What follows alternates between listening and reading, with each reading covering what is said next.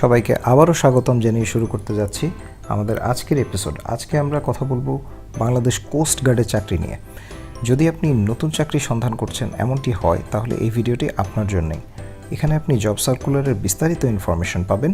নতুন হয়ে থাকলে অবশ্যই সাবস্ক্রাইব করে বেল আইকনটি চেপে আমাদের সাথেই থাকবেন। চলুন আজকে কোস্ট গার্ডের সার্কুলারটি দেখে নিই। কোস্ট গার্ডের সার্কুলারে যেতে হলে আপনাকে যেতে হবে cgf.teletalk.com.bd এই ওয়েবসাইটটিতে আপনাকে যেতে হবে। এখানে যাওয়ার পর দেখবেন অ্যাডভার্টিসমেন্ট একটা আছে, আরেকটি আছে application form. Click here to apply online. প্রথমে আপনি অ্যাডভার্টিসমেন্টটা দেখে নেবেন পুরোপুরি। অ্যাডভার্টিসমেন্টটা দেখতে গেলে আপনি দেখতে পাবেন যে এখানে আপনার কী কী রিকোয়ারমেন্ট চেয়েছে, সেই যোগ্যতাগুলো আপনার আছে কি না। তারপরে আপনি আপনার যোগ্যতা অনুযায়ী আবেদন করবেন, যদি আপনি যোগ্য থাকেন এবং আপনার যদি আবেদন করার মতো ইচ্ছা থাকে। সার্কুলারটি আমার এখানে ডাউনলোড করাই আছে, সেই জন্য আমরা এখান থেকে দেখে নিতে পারি।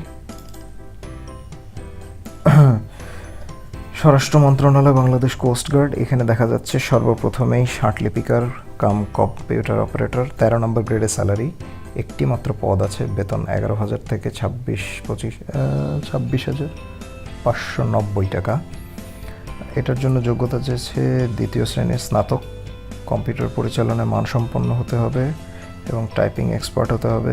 এরপরে দেখা যাচ্ছে ড্রাফটসম্যান, একটি পদ আছে, বেতন স্কেল 11,000 টাকা থেকে শুরু, এইচএসসি পাস হতে হবে। এখানে জেলাগুলো দেওয়া আছে, কোন কোন জেলার প্রার্থীগণ আবেদন করার প্রয়োজন নাই। এই কয়টা জেলা বাদে অন্যান্য জেলার প্রার্থীগণ আবেদন করতে পারবেন।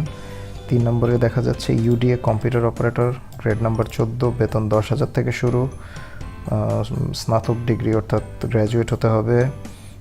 60 মুদ্রাক্ষরিক কাম কম্পিউটার অপারেটর, গ্রেড 14, বেতন 10,200 থেকে শুরু, দ্বিতীয় শ্রেণীর স্নাতক হতে হবে। তারপরে আসছে অটো মেকানিক, গ্রেড 14। এখানে দেখা যাচ্ছে শূন্য পদের সংখ্যা মাত্র 4টি, বেতন স্কেল 10,200 থেকে শুরু, এসএসসি পাস হতে হবে।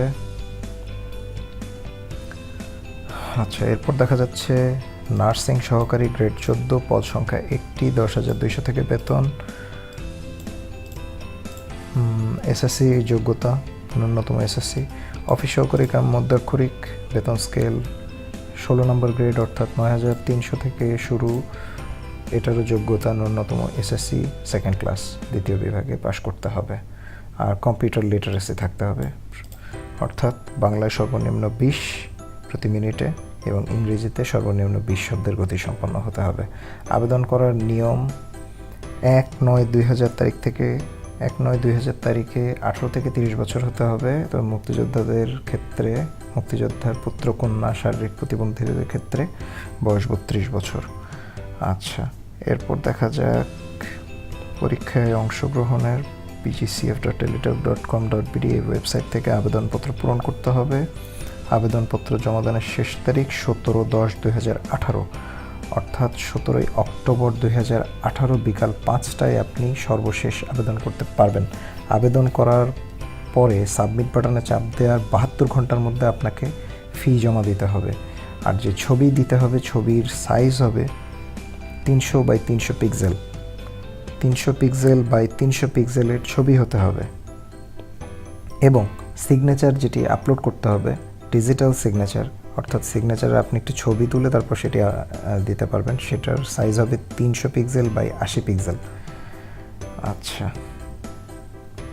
আর আবেদন করার পর আপনি টেলিটকের মাধ্যমে এই পরীক্ষার ফিটা দিতে পারবেন।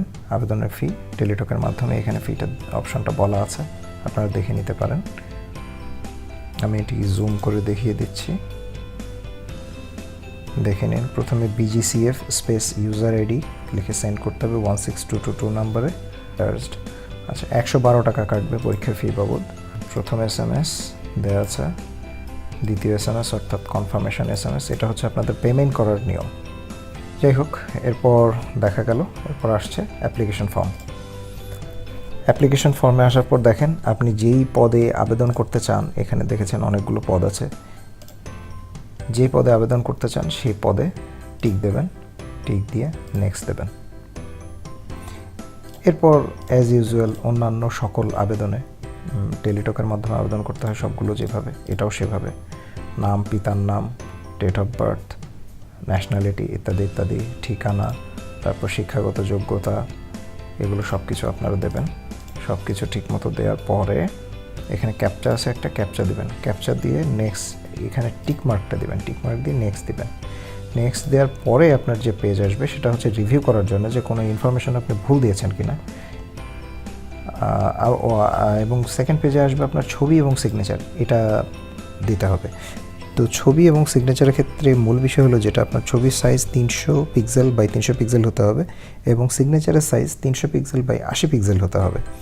এই রেশিওতে আপনি ছবি এবং সিগনেচার আপলোড করবেন। আপলোড করার পর আপনি সাবমিট করে দেবেন। সাবমিট করার পর আপনার কাছে একটি পিন আসবে। সেই পিনের এগেনস্টে, পিনটা ABCD এরকম কিছু একটা হবে, সেইভাবে আপনি পেমেন্টে চলে যাবেন। তারপর আপনি 112 টাকা এখানে যেই সিস্টেম বলা আছে সেই সিস্টেমে আপনি পেমেন্ট করে দেবেন। পেমেন্ট করার পর আপনি ফাইনাল কনফার্মেশন পাবেন এবং তারপরে আপনাকে অ্যাডমিট কার্ড আপনি যখন ইস্যু হবে তখন আপনার মোবাইলে SMS-এর মাধ্যমে জানিয়ে দেওয়া হবে আপনার অ্যাডমিট কার্ড ইস্যু হয়েছে। আপনি তখন অ্যাডমিট কার্ড ডাউনলোড করে নিতে পারবেন। আর আবেদনের শেষ সময় আমি আবারও বলে দিচ্ছি, এখানে লেখা আছে সম্ভবত 10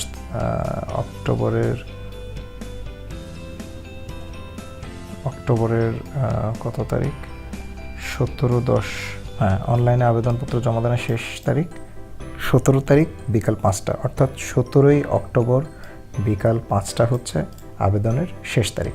এবং 17ই অক্টোবর বিকাল 5টায় যদি আপনি আবেদন করেন তারপরে আরও 72 ঘন্টা সময় পাবেন বিল পেমেন্ট করার জন্য, অর্থাৎ পরীক্ষার ফি প্রদান করার জন্য আপনি আরও 72 ঘন্টা সময় পাবেন। সেই সময়ের মধ্যে আপনারা পরীক্ষার ফি দিয়ে দেবেন। তো সবাইকে সাথে থাকার জন্য অনেক ধন্যবাদ।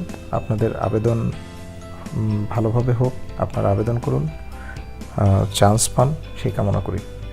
সবাইকে আবারও শুভেচ্ছা।